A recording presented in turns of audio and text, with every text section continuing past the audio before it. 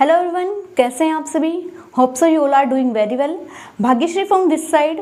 Basically Delhi police exam को clear करने के लिए सबसे पहले आपको उसके सिलेबस और पैटर्न को जानना जरूरी है।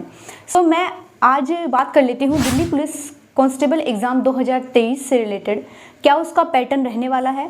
सो मैं कम से कम टाइम में आपके सारे डाउट्स को दूर करने वाली हूँ।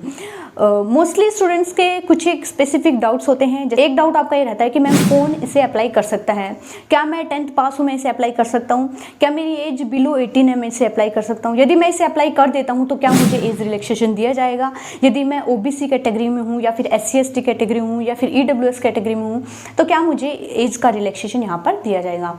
इसके अलावा आपका कुछ डाउट ये रहता है कि मैम इसमें सब्जेक्ट क्या क्या रहने वाले हैं, कौन कौन से सब्जेक्ट कितने कितने नंबर के रहने वाले हैं, एग्जाम के लिए क्या ड्यूरेशन रहेगा, कितनी अवधि में एग्जाम को हमें कवर अप करना होगा, क्या एग्जाम में नेगेटिव मार्किंग होगी या नहीं होगी, क्या एग्जाम इंग्लिश मीडियम, यदि मैं इंग्लिश मीडियम का स्टूडेंट हूँ तो क्या मैं एग्जाम को दे सकता हूँ या नहीं दे सकता हूँ, एग्जाम हमारी ऑफलाइन होगी या ऑनलाइन होगी, यदि हमारी ऑनलाइन एग्जाम होगी तो वो किस टाइप से होगी। सो आपके सारे डाउट्स को मैंने कम से कम टाइम में दूर करने की कोशिश की है। तो चलिए स्टार्ट करते हैं। वीडियो शुरू करने से पहले आप चैनल को लाइक कीजिएगा, शेयर कीजिएगा, नए हैं तो सब्सक्राइब कीजिएगा और बेल आइकन को दबाना नहीं भूलें, बिकॉज बेल आइकन से आपको नोटिफिकेशन मिल जाता है और इंपॉर्टेंट जितनी भी अपडेट्स है वो मैं आपको यहाँ पर टाइम टू टाइम देने की कोशिश करती हूँ।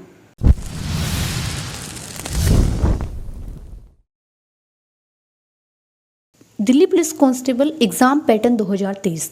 दिल्ली पुलिस कांस्टेबल एग्ज़ाम 2023 के लिए क्या पैटर्न रहने वाला है वो यहाँ पर कम से कम समय में मैं आपको अच्छे से एक्सप्लेन करने की कोशिश करूँगी। सबसे पहले मैं आपको कुछ पॉइंट्स के माध्यम से बता देती हूँ कि आपका एग्ज़ाम का पैटर्न कैसे रहने वाला है। The CBT test will be of 100 marks in total, यानी ओवरऑल आपका टेस्ट जो है वो CBT टाइप का रहने वाला है और 100 नंबर का आपका टेस्ट यहाँ पर होने वाला है। All question will be objective type, सारे प्रश्न जो आपके वो ऑब्जेक्टिव होंगे, वस्तुनिष्ठ होंगे, जिसमें 4 ऑप्शन आपको दिए जाएंगे। वहाँ पर आपको जो भी उस वक्त सही ऑप्शन लगे वो वहाँ पर आपको चुनकर सबमिट करना है। Approx 1.5 hours will be allotted, यानी कि आपको लगभग 1.5 घंटा 90 मिनट आपको दी जाएगी एग्ज़ाम को करने के लिए। ईच क्वेश्चन कैरीज 1 मार्क्स, यानी कि हर एक क्वेश्चन जो है वो आपका 1 नंबर का यहाँ पर होगा। A negative marking of 0.25 marks will be applicable for every wrong answer, यानी आपके द्वारा दिए गए हर गलत उत्तर के लिए 0.25 नेगेटिव मार्किंग भी की जाएगी। बस एग्ज़ाम में कंपटीशन आजकल इसी प्रकार से हो गया है कि नेगेटिव मार्किंग होने लगी है। अब कुछ ही एग्ज़ाम ऐसे शेष रही हैं जिन पर नेगेटिव मार्किंग नहीं होती है। The question paper will be both in English and Hindi language, यानी कि आपका जो पेपर है वो इंग्लिश एंड हिंदी दोनों ही लैंग्वेज में होगा। अगर आप इंग्लिश मीडियम के स्टूडेंट हैं तो CBT एग्ज़ाम को अटेम्प्ट करने के टाइम पर आपको वहाँ पर एक ऑप्शन मिलेगा सिलेक्ट योर लैंग्वेज, तो आप वहाँ पर अपनी लैंग्वेज इंग्लिश सिलेक्ट कर लीजिएगा। नेक्स्ट हम बात कर लेते हैं subject, number of questions, maximum marks and exam duration की।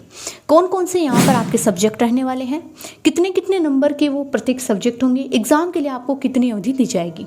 सबसे पहला आपका सब्जेक्ट है general knowledge and current affairs, यानी GK GS plus current affairs मिलाकर आपको लगभग 50 क्वेश्चन दिए जाएंगे एग्जाम में और हर एक क्वेश्चन 1 नंबर का होगा, यानी कि 50 नंबर का वो पैटर्न होगा। अप्रोक्स 50% कवर अप करता है सिर्फ GK या GS। सो इस पे आपको सबसे ज़्यादा फोकस करने की नीड है। नेक्स्ट हम बात कर लेते हैं रीजनिंग की। तो रीजनिंग का पैटर्न सेम ही रहता है, लगभग 25 क्वेश्चन आपके होंगे एग्ज़ाम में, हर एक क्वेश्चन 1 नंबर का, यानी कि 25 नंबर के आपके क्वेश्चन होंगे रीजनिंग के। मैथ्स की बात कर लेते हैं तो न्यूमेरिकल एबिलिटी या मैथ्स जो है वो आपका होगा 15 नंबर का, हर एक क्वेश्चन 1 नंबर का होगा, इस हिसाब से मैथ्स भी आपकी 15 नंबर की होगी। नेक्स्ट कंप्यूटर होगा आपका एग्ज़ाम में, कंप्यूटर अवेयरनेस 10 क्वेश्चन होंगे 10 नंबर के।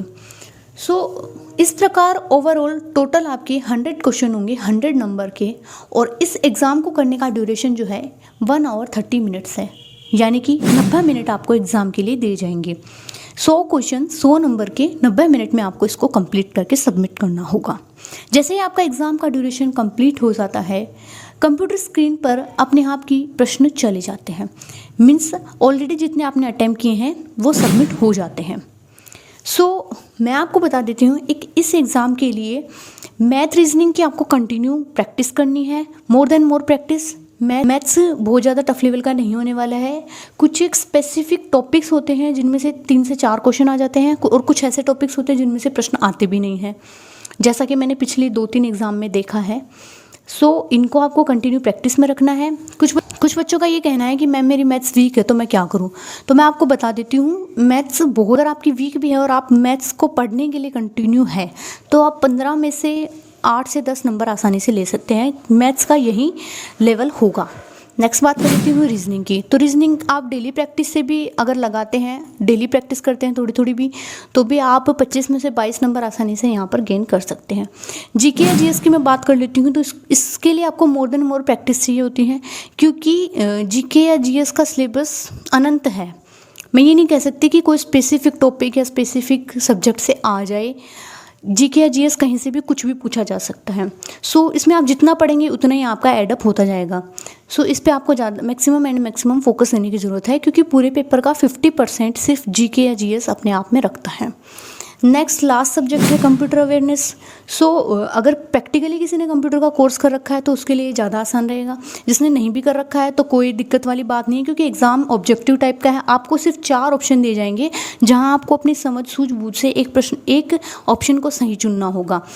इसके लिए मैंने आपको बताया था, प्रीति मैम की आप क्लास लीजिए, उन्होंने बहुत अच्छे से एक टॉपिक को अच्छे से एक्सप्लेन कर रखा है। कुछ एक बुक भी मैंने आपको सजेस्ट की थी कि वो आपको परचेज़ करनी है, पढ़नी है। मैं ये नहीं कहती कि पर्टिकुलर इन बुक्स से पढ़े, मेरा ये कहना है कि जिस बुक से आपको अच्छे से समझ में आता हो या आपको लगे ये मेरे लिए सफिशिएंट है, आप उसी से पढ़ लीजिए। सो उम्मीद करती हूँ आपको अच्छे से समझ आया होगा पैटर्न क्या रह गया है। अगर आपको इससे रिलेटेड कोई भी डाउट रह जाते हैं तो आप कमेंट सेक्शन में छोड़ दीजिएगा। समय मिलने पर आपको अपने प्रश्नों का जवाब कमेंट सेक्शन में मिल जाएगा। एग्जाम पैटर्न से रिलेटेड अगर आपके और भी कोई डाउट्स रह जाते हैं तो आप कमेंट सेक्शन में छोड़ दीजिएगा। टाइम मिलने पर मैं आपके प्रश्नों का जवाब कमेंट सेक्शन में देने की कोशिश करूंगी। अगर आपके और भी ज़्यादा डाउट रहते हैं या मैक्सिमम स्टूडेंट के सिमिलर टाइप के क्वेश्चन होते हैं तो मैं इसी तरह से सभी को एक जगह राइट डाउन करके ले आऊँगी।